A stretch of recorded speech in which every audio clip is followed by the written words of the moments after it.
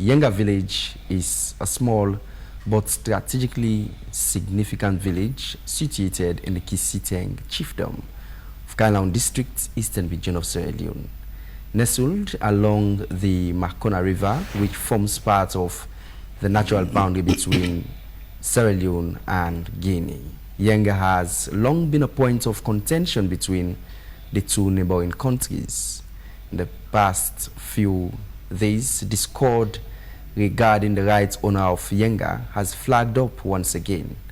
As of April 29, 2025, Guinean soldiers have blocked access to crucial points within Yanga, including Sierra Leone's immigration base at Pengubengu, Sokoma, Pogoma, Palung, Pelumu, and Peng Bakodu, of among many other points which have been blocked. The blockade has reportedly prompted serious concerns from locals, as both Sierra Leone and Guinean forces continue keeping tabs on.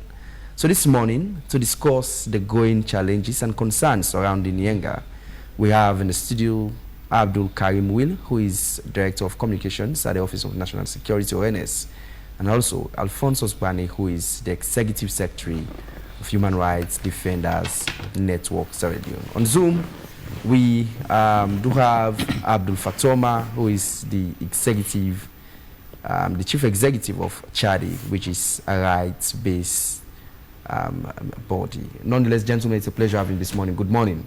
Good morning. Thank you for having me. Good morning. Good morning. Fatoma, are you there? Good morning.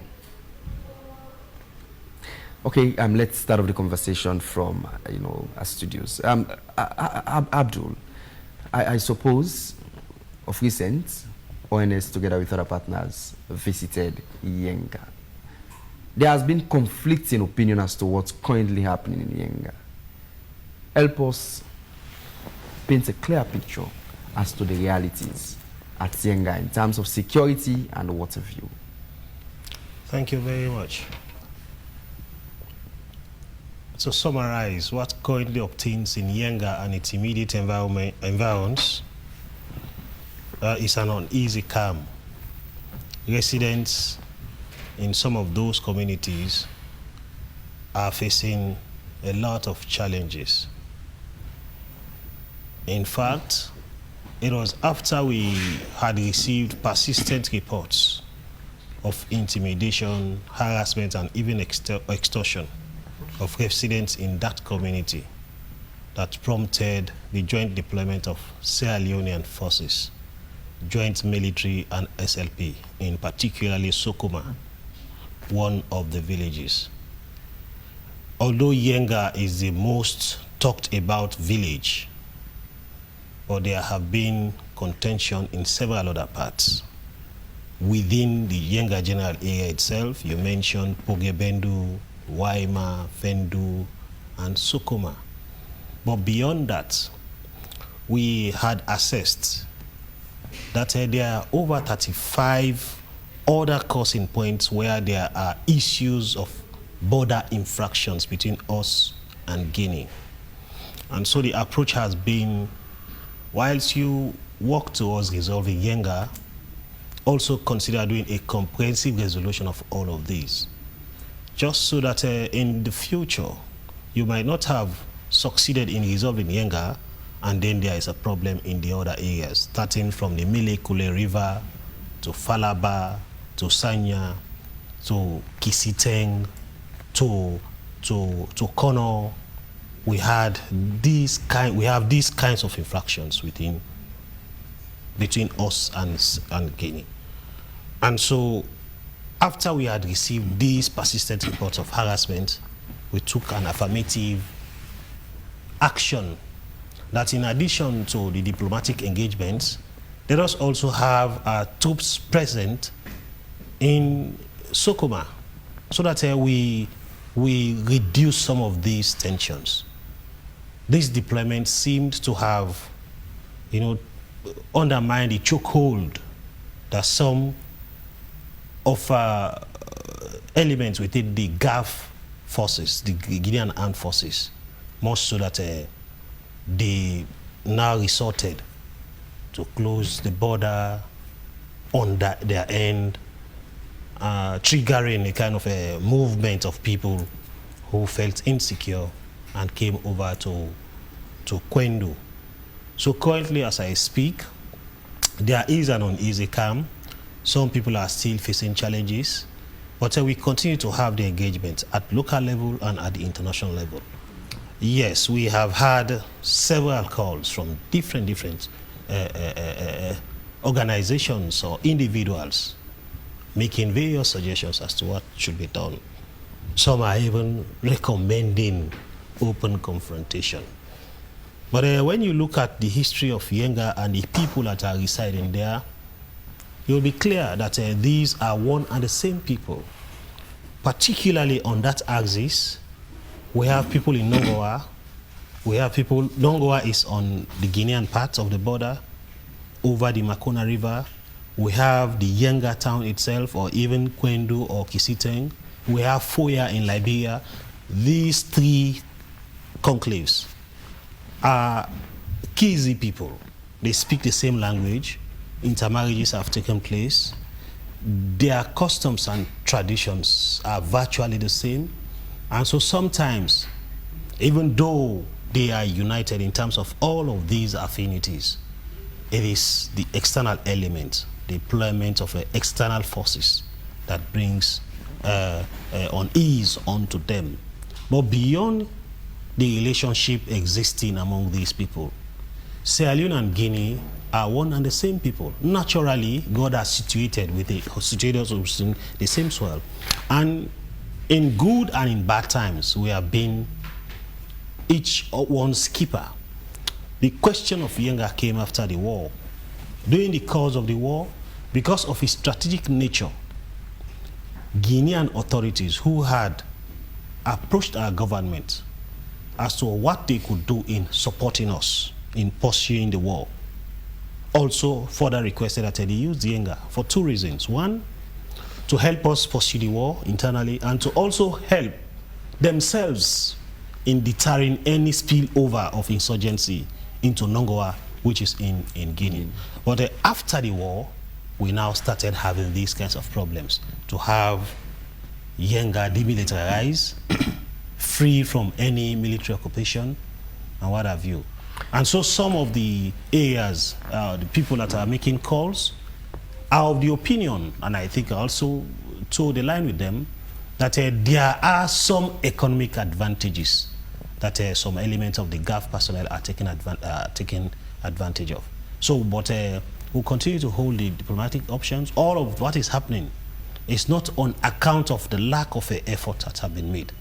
Quite recently, a high-powered delegation went to Yanga to visit and have an engagement with the local authorities, so that we get first-hand information as to what is happening. Were you taken serious when you went with this high-powered delegation? I could recall it were senior stakeholders from ONS, the Minister of Internal Affairs, among other senior government officials. Whereas from the Guinean end, it were just some fishermen and one local chief who was there to engage their Sierra Leonean counterparts. Were you taken serious, more so with the dialogue you went there to hold? My brother, it is sad. It is really disappointing. Prior to the meeting, we had engaged our counterparts, particularly the military had engaged its counterparts in Nongoa.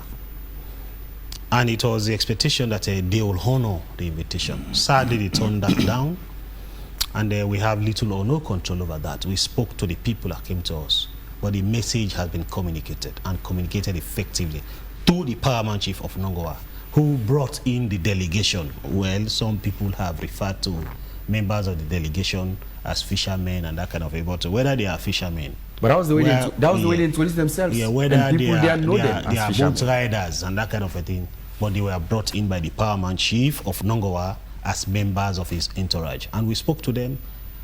Our visit was actually forced to give us the opportunity to understand what could have triggered this recent development, to bring reassurance onto the people about our commitment to protecting them and protecting the sovereignty of Sierra Leone, and to further discuss practicable measures that could be used to resolve the Yenga or answer the Yenga question effectively. Because, like I've stated, even though some people are calling for violent confrontation, Sierra Leone has gone through war. And besides, if there is war in Yanga, it is the people in Yanga that will be the immediate victims. And because we know that by every indication, whether treaties, whether the map that divides Sierra Leone and Guinea, they all are pointing to one fact, that Yanga and its immediate environs belong to Sierra Leone. And so, to our counterparts, it will not mean much if Yanga is destroyed. But for us, it will mean everything. It is like the biblical story of the two women who were fighting over a living child. One says, let us divide the child, because she knew very well that the child does not belong to her. The other says, no, don't destroy the child, give it to her. And then the wise King Solomon was able to pass a judgment using his acumen. So it's a difficult situation. It's appalling. The Minister for Internal Affairs, who led the delegation, emphasized the point that yes, dialogue is a difficult thing. It's painful, it's slow. But if you still pair or compare dialogue and violence, you still want to go into dialogue. But we'll just intensify it. And thankfully, let me make this point. I might sound ironical, but this particular situation will trigger the discussions and will pitch it to the highest level, so that affirmative action could be taken to resolve not only the Yanga question, but all other border infraction issues. This conversation has lasted for over 2 decades.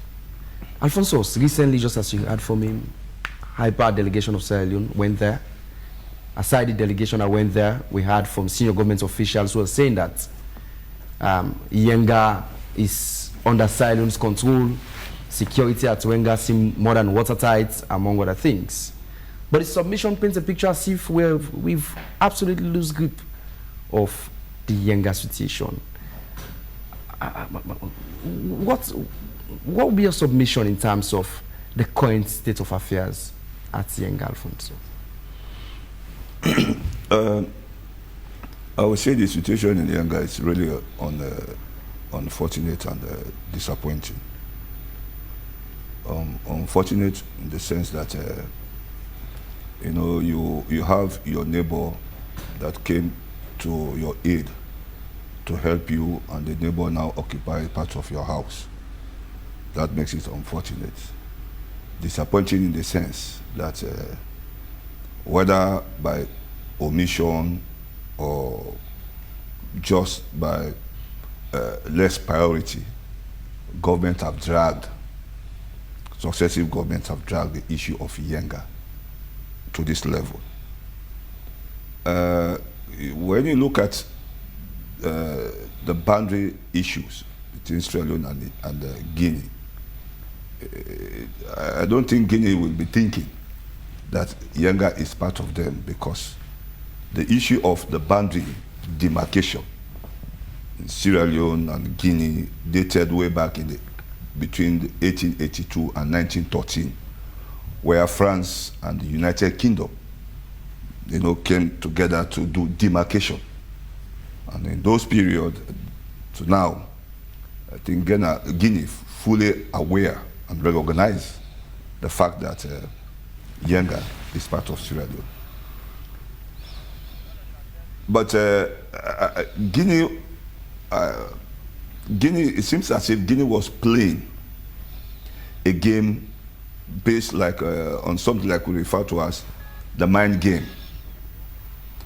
Because since 2001, mind you, it's 24 years when Guinea occupied or started using Yanga in 2001, 24 years ago. And the war started in this country in 1992, about 34 years ago. So it's 10 years difference. When the war started, when Guinea, you know, advanced into Yanga to help Sierra Leone. And to date, 24 years down the line, Guinea is still occupying Yanga. And so you will ask, is it intentional that Guinea continues to occupy Yanga? Well, you may say it may not be intentional, but it could be deliberate because of the inaction of our own government, either in terms of prioritizing the diplomatic engagement to recover or to reclaim Yanga, because the border crossing between Sierra Leone and Guinea, it's not only Yanga. It's not only in Kailaon. There's a border crossing in the north with Tambaka Fintonia. There's a border crossing in Kono. You talk of Mafindo Chiefdom and Sowa Chiefdom, Dengedu and Tongoro villages. All those areas are visited. You don't see much as tension as we are now witnessing in Yanga. And my colleague here made mention of a critical infrastructure in state governance, which is security. If you look at Yanga is just located on the hills of the Mafisa River and the Makona River or Mwa. And so when Guinean troops were there, you can see you are on top. So if enemies are coming, you that are up there, you can easily identify enemies approaching. And so while Guinea was supporting Sierra Leone to fight to crush the war, using that way to justify the use of that particular place, they have seen the opportunity presented to them at that time that it is advantageous for them to occupy that particular area in terms of security, whether there is going to be potential threats or maybe enemies or foes coming from either Sierra Leone or Liberia to attack Guinea. So from the security point of view, Guinea is deliberately occupying Yanga. The economy now will come inside, because no matter what, the moment you occupy a place, it's not only based on security, we also be looking at it from the economic point of view. There are speculations that Yanga is also rich in gold. That's a speculation for many people. Of course, as long as you have these rivers, and there had been some information that the Mwa and the Makoni River has some reservation of minerals. But the fact is that as long as Yanga is still by the boundary demarcation way back between the 1882 and 1913, that Yanga is part of Sierra Leone, from the diplomatic angle, I think the government need to make sure that Guinea recognize the boundary demarcations way back during those years, and that ECOWAS, including the MRU, should ensure that Guinea recognize the territorial boundaries of these two sister countries. But what I think, I'm not too sure, but this could be an area where we think government has fallen short. Given the fact that Guinea, the Guinean authority have used that particular area, and except somebody who thinks is not of a security inclined, but our military, even our government knows that Yanga is very strategic in terms of security. And so therefore, one thing the government should have done even within these 24 years is to give the Guinean authority, even though it's our own territory, they have occupied it just because of the support they have given to us, and looking at they have examined or they have weighed our weaknesses and strength internally in terms of whether from the military perspective, they've examined the pulse. They have examined, yes, yes, our strength in terms of, they say, no, we can occupy whether they want it or not, because we have this military might as against them. So what I was looking for years back, within these 24 years, was the government of Sierra Leone to engage the Guinean authority to have that bilateral agreement and assurance that Sierra Leone will never be used as a point of attack in Guinea. You know, because once somebody has identified, have taken a place of strategic importance in terms of security, naturally, to get that particular place again, if you don't have the strength, you really have to take the diplomatic wing vigorously, and that is where the government lies. It seems most of those strategies that you've mentioned have failed. You've mentioned that they've annexed this area for 24 years. 24. It's 24 years since they've been at Yenga. No one will want to politicize the Yenga conversation, but again, successive leaders have failed to get this location back to Sierra Leone. Have they been deliberating their efforts? Yeah, because that's why I said it's really disappointing. You know, my open statement was the Yenga issue is unfortunate and disappointing. Unfortunate in the sense that our sister country, our neighbor, came to help us, and now they occupy our territory. That was an unfortunate situation. Disappointing, the priority that successive governments have placed on Yenga. If you prioritize Yenga, there is no way 24 years down the line today we couldn't have reached an amicable,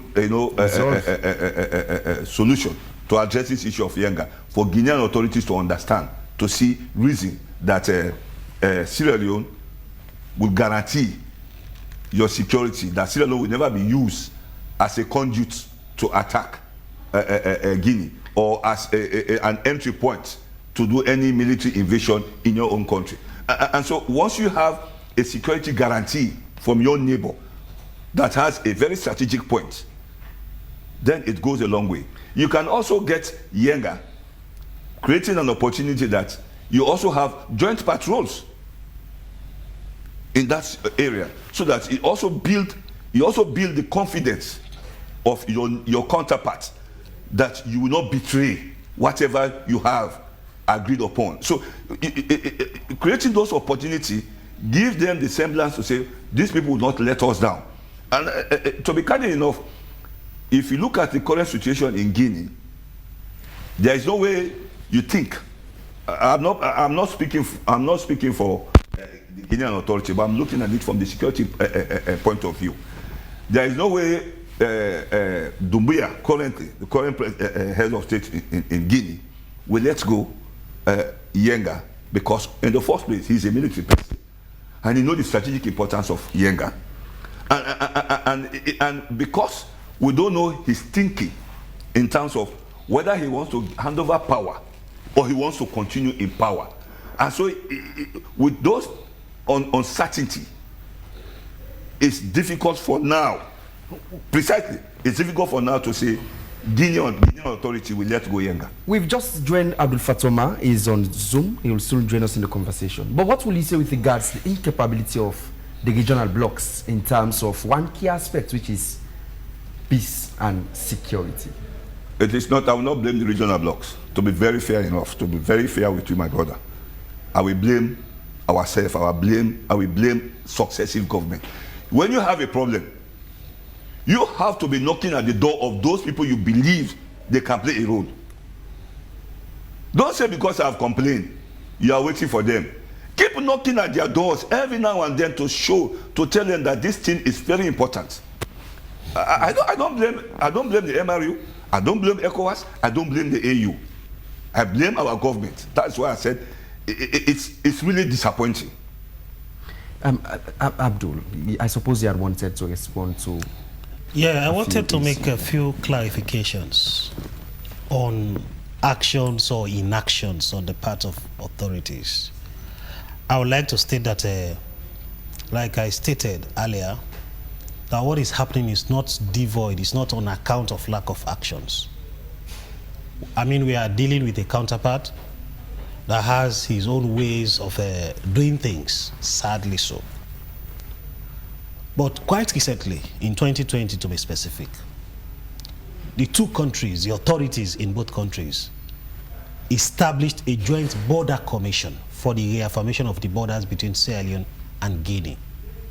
And this commission... Was Yenga taken into cognizance? Yes, this commission that has been set up comprises people drawn from these mainstream security sector institutions, government ministries, departments and agencies, people from the academic world, people from the justice sector, civil society, and what have you. The same composition on the Guinean side is the same that we have in Sierra Leone. And this committee is functioning under the auspices of the African Union, the MRU, the Mano River Union, and the Economic Community of West African States. And this one has been meeting and effectively discussing all issues relating to border infractions, particularly zooming in on Yenga. Quite recently, as recent as March of this year, our Guinean counterparts moved to Sierra Leone and collectively went to Kailahu town, where we had a week-long engagement on critical issues relating to the Yanga question and all other border infractions. We collected documents from our national archives in line with the roadmap that has been drawn in addressing these issues. We collected cartographic documents, maps, that will now determine where the actual boundaries that were drawn, like you mentioned, by our colonial masters, where they lie. We collected administrative documents, protocols, minutes of meetings, communiques that had been signed over the period. And we analyzed these documents and came up with concrete recommendations collectively. So that is why this recent development shocked all of us in Sierra Leone and our counterparts in the technical committee in Guinea. So we forwarded pictures or evidences of these kinds of happenings. And the AU is fully informed. They have been part and parcel of all of the discussions.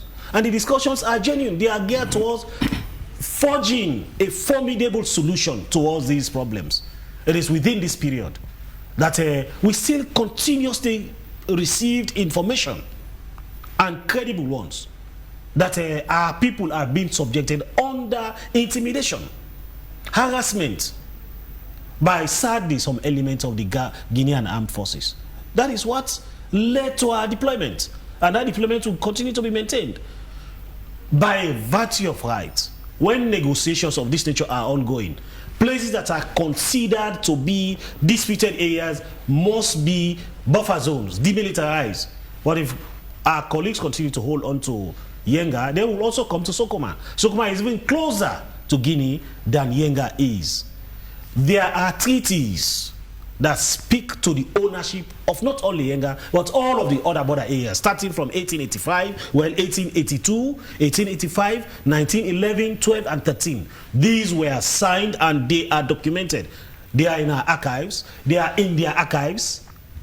They are in the archives of Sierra Leone, in our home office in England. And so one of the recommendations was for us to bring in our colonial masters, so that we bring cartographers that will put boots on the ground to determine exactly who owns where and what should be done. At this moment, let's wait to have Abdul Fatoma. Abdul, good morning. Good morning, Samir, and thanks for having me. I suppose you've been following the conversation regarding the Yanga issue. What will be your submission at this moment in terms of the current state of affairs, knowing very well that our people, Sierra Leoneans who are residents of Yanga, among other villages across that locality, have been subjected to harassment, among other things, by our Guinean counterparts? Have we been serious as a country in handling the issue of Yenga? Not at all. As a country, we have not been committed and serious to ensure that we respect the constitutional provision that gives the authority to the government of Sierra Leone to ensure that they secure and protect citizens and our territorial, landscape. We have seen that. We have seen, lack of commitment, from the government of Sierra Leone and a dishonesty approach from the government of Guinea, on several occasions. In 2002, when our civil war ended officially in January 18, and the very year 2002, our government, the government of Sierra Leone and the government of Guinea, signed a memorandum of understanding, an agreement that Guinea should return back the Yanga border town to the government of Sierra Leone. And nothing happened. And in 2005, the government of Sierra Leone and the Guinean government again signed another agreement, Guinea acknowledging that indeed Yanga belongs to Sierra Leone, all of that area, and they will work very hard to return Yanga. And nothing happened again, and we moved to 2012. And this is the dishonesty and the insincerity and the lack of interest. In 2012 again, we get another agreement with the Guinean counterpart, the Sierra Leone government and Guinea, under the same subject, and still, lack of commitment from Guinea to meet their moral obligation in the agreement. And then we move forward, 2013, Mano River Union met again and discussed about security and development in the Mano River Basin, and Yenga as a topic on that agenda, and no commitment. Fast forward, nothing absolutely happened. And then, now we have, on the 17th of April this year, the Guineans stopped the Sierra Leonean people not to go to their farms. And on the 18th, the Sierra Leonean security around that area had engaged the Guinean counterpart. And nothing happened out of that after promises. On the 19th of April, that's last month, 8 Sierra Leoneans were arrested and detained, and later in the day, released. And on the 20th of April, both chiefs from Sierra Leone side and the Guinean side in Nongoa, and they met, they discussed about a peaceful settlement, and for the military actually to allow the people to engage on their economic farming and, other economic activities, and the cross-border trades that, happens there, on fortnightly or weekly basis. So we move forward. Then on the 27th, the day for the Independent Day of Sierra Leone, April 27 is our Independent Day, and we were celebrating 64 years of independence, meaning we're a free territory, we have our sovereignty power, and 3 gunshots from the Guinean counterpart in our own land, where they occupy Yenga and the Guinean flag is erected. And nothing come out of that. The Sierra Leonean military actually exercised a lot of patience not to go into war with the Guineans for whatever reason. They exercise patience, and we respect that, because we are not clamoring for war. What we want is a peaceful means to ensure that we regain our territory.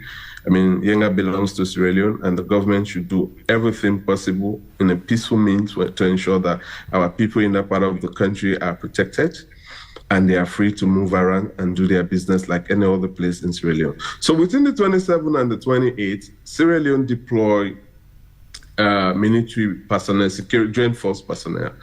And the 29th, again, after Sierra Leone has deployed military joint security personnel around that area, not Yenga, Sokoma, and other places. And the Guinean also stopped the Sierra Leonean and Liberian not to do business as well. And then that propelled the move for the the delegations they talked about, Will was part of it, and they stopped in Kwendu.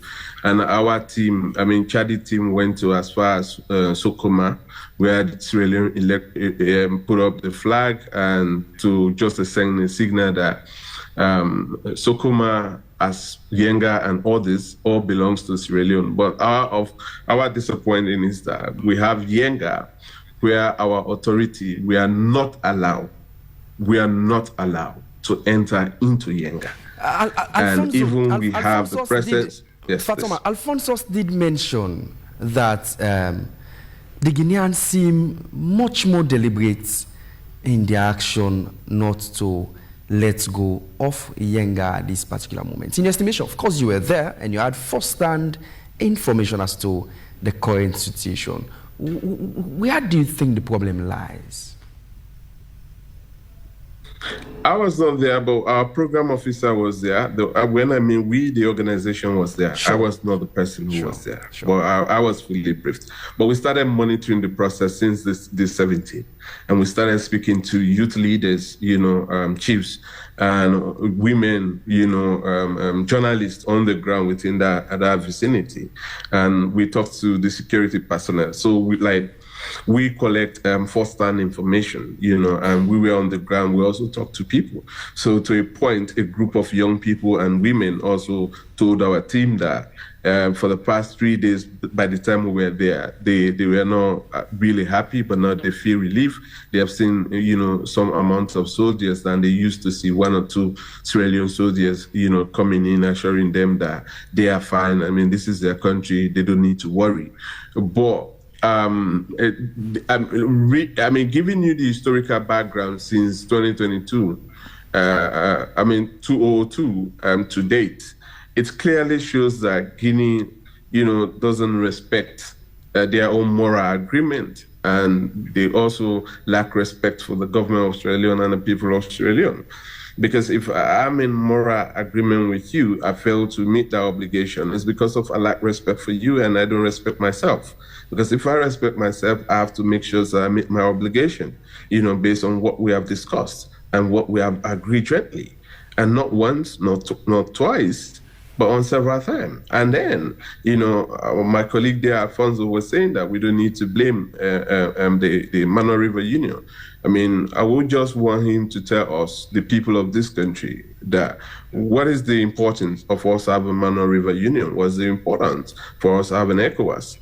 If you are facilitating free trade and someone's border has been seized and someone's economic area has been deprived, and we are union, you don't think that the union needs to come in and actually see what needs to be done?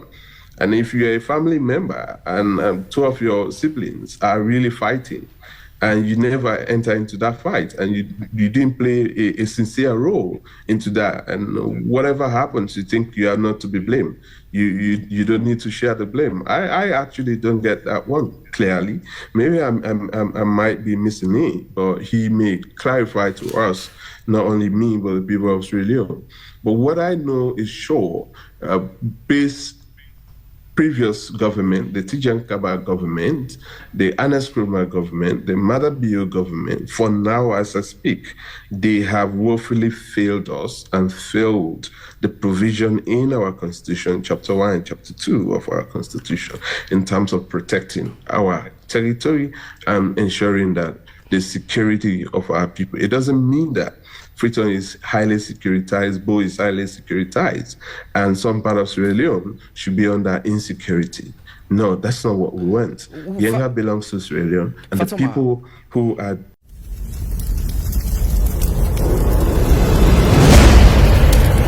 We witnessed the registration of 50 internally displaced persons from that side. And even when government facilitated their returns by giving them transport and all the packages, relief packages, people told us that they are afraid to return back because, it's not going to be possible. So people are scared. The anxiety level is there.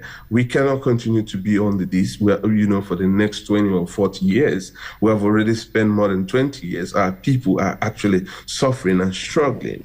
It is unacceptable for the government of Sierra Leone. When it's time for election, people in that area will participate in an electioneering process, meaning their voices are important and they are equal to anyone, in any part of the country. So now we as a country, we have let them down for them actually to enjoy their fundamental rights. And that is the reason why we as a right-based organization, we're urging the government of Sierra Leone to ensure that they use every forceful, peaceful means, to ensure that Guinea comes back. We can go to the court. Nigeria and Cameroon did that. It was a challenging thing. I mean, we are not, Africa is not a strange country in terms of border dispute. And they are finding solutions. Some other countries are finding solutions about that. And we could map this the similar way. I was having, one of my lecturer in one program in Harvard, the former Peru president, when Peru and Ecuador was also having similar border disputes, when he came to power, he explained to us how he was able to win, that issue. By then, Bill Clinton was the president for the United States, and that was a shock. I mean, we still have, experts around who could play, a possible mediation role, both in Sierra Leone and out of Sierra Leone. And it's just a matter of, how do we get the right people? But now we know that Guinea is not sincere. Guinea is seriously dishonest, and our government has been downplaying the issue of security. If you look at the status and conditions of our military personnel, it's so much frustrating. We're sitting there. His office doesn't have the right requirements, both equipment and monetary support for them to actually monitor security issues or coordinate national security issues. You have military personnel who struggle even to get, their monthly ration. And then you're talking about engaging in a war. You're not going to determine how many rifles or how many arms and ammunition you're going to use for our time. A country like Russia, very strong. And you know what happened. A country like Ukraine, the economy is not bigger than Sierra Leone. You know what happened. What will you propose, Fatoma, quickly, at this moment, what will you propose in a few words as the perfect line of action that should be taken by Sierra Leone? Sierra Leone government have already assured the people of Sierra Leone, and we also cross-checked that very information, that the president of Sierra Leone and the current head of state for Guinea will be engaging to try to resolve this thing once and for all. And we're waiting for that perfect time and date and when this is going to happen. And for me, that is the last chance. And the next option, my recommendation from your question, comes in that we should hit the court. Guinea should be a law-abiding country. But ECOWAS for now cannot come in because ECOWAS has already suspended Guinea. And if Guinea is not part of your current active membership, what do you want to do with them? And then Mano River as a body, you could imagine over 10 years, and they have not been able to meet. And just go to, is it Fudia Drive or whatever drive down Spur Loop and just look at the Mano River Union office. It's disgraceful. It's shameful for us as a full country have a secretariat that we hope will facilitate trade and whatever activities that's supposed to be done within the 4 member states. And they are not getting that attention. People are not paying, countries are not paying their dues, and countries are not actually respecting the protocols and the mandate within the Mano River Union. So coming back to us as a country, it's disgraceful, it's shameful, the way we have been handling security in that country. The way, if you go to Kokri, you don't want your family members to be military personnel. You go to Riverforce, you go to Morita, you go to any of our barracks. Even the very ex-military men don't have respect for barracks. Now you go to the barracks, you have more houses constructed by individuals than the government. So meaning, that's clearly shows the government incapacity to actually look after, military barracks. It's disgraceful. that we have such a situation in our country, and we need to act up. I'm speaking from Lusaka. That's why people maybe might be wondering why I don't have tie. I arrived this morning 3:00 in Lusaka, that's Zambia. When AYB reached out, I said I must participate in this process, but I'm okay to stay online to continue to the program. Thank you so very much, Fatoma. Alphonsus, your response as we wrap off this segment. Fatoma is suggesting that they don't understand what I was saying, that I cannot blame MRU, ECOWAS, and AU. And he has also confirmed that, even suggesting that people don't even contribute to member states. You go to the MRU secretariat, it's just a shambles. The fact is that there is this common parable we have in the Creole language that we quote. No look usai fodom, look usai boki foot. So the responsibility of Yanga, would not be squarely placed on the MRU, ECOWAS, and AU. It's our own responsibility. What extent? My brother here was suggesting that he said 2020 or 2022 when they formed that technical commission for the boundary. Yes, when was it? Recently, 2020, 2021. 2020. 2021. Okay, 2020, 2021. And imagine we have this commission set in 2020, 2021. If you take it, in fact, 2020, it's almost 19 years down the line. We have this. So these are, when this thing started, it's from the political angle. Politically, Guinea was looking at Yanga from the political perspective. And when you start having changes from government or whatsoever, now you have a military personnel heading the Guinean government. You may be now shifting a little bit from the political perspective and economic situation, concentrating on the security. So therefore, we are now moving away from political, economic, looking from the security point of view. Now the language to be discussed in negotiation, it's no longer political discussion. It's no longer political language. It's not economic language. It is military language. How could the military discuss so that a military person, when they speak, they understand the language? They understand each other. Are we on the winning end? President Bio is a former military, he's a former soldier. They know the language they talk when they meet together. Even though he's no longer in the armed forces, but he was a soldier. He knows the way how they speak and communicate to each other. So they can use that leverage to discuss. So the focus now is not more like the political. Why in Guinea, they maybe look at it from the political angle because we don't know the intention of the current head of state, whether he wants to move either from a military to a civilian head of state or whatsoever.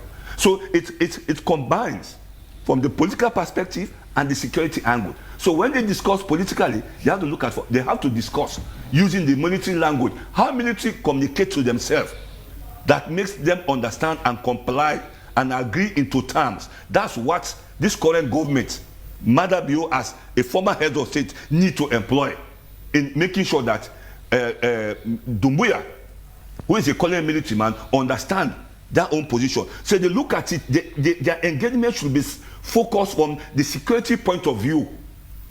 It's not about, again, our territory.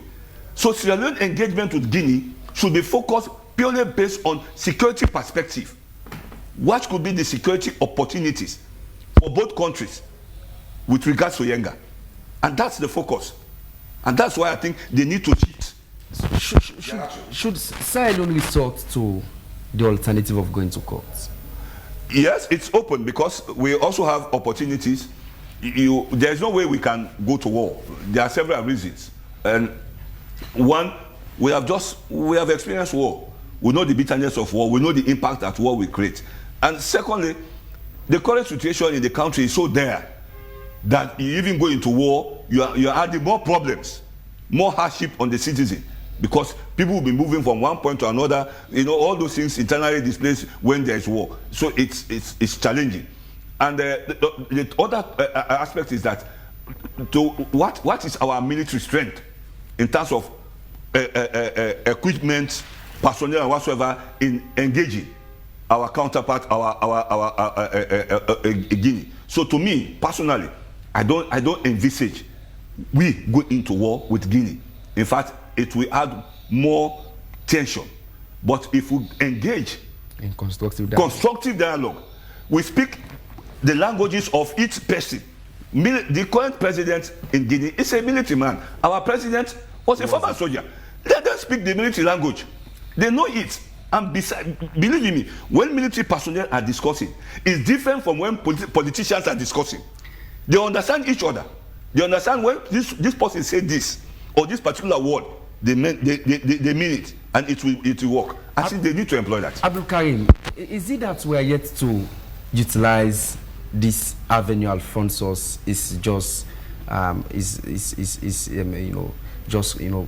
bringing up at this moment, seeing the need for them to engage in constructive dialogue, but one that hinges squarely on Yenga, not Yenga, but security and military out of view. I mean, the Minister for Foreign Affairs and International Cooperation made that clear, that there are ongoing discussions between the two heads of state.